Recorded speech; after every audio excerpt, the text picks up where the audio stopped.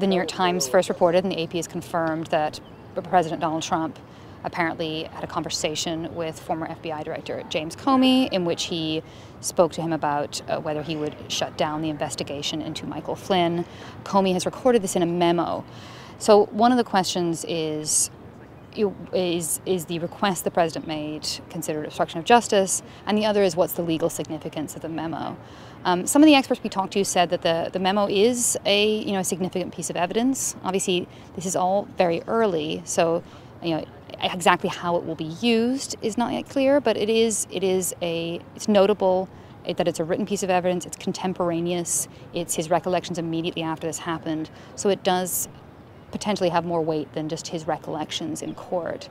In terms of obstruction, it's something that certainly could be investigated, is what we're told, but that's something that would have to play out in the courts. There's a standard that would have to be met, and it's very early days yet in terms of figuring it out.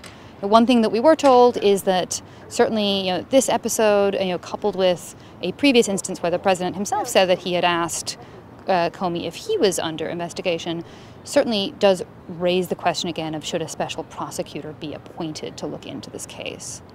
But very well known, highly respected, really talented people, and that's what we want for the FBI. So I'll see you over at the school. Have a good time.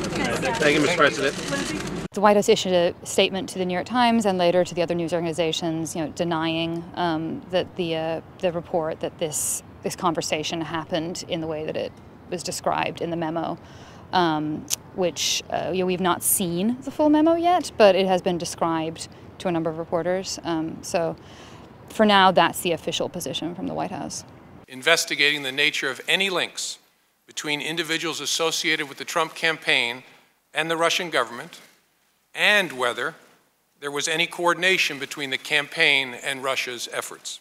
Looking forward, we're going to hear a lot more from legal experts, scholars, and politicians about what needs to happen now.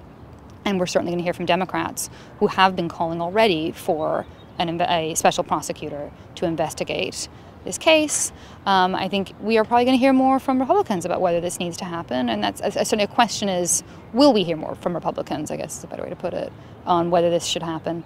And the White House is probably going to have to say more about what's going on. It's unlikely they can continue to just put out this statement and leave it here. This raises very serious questions about the way the president is doing business.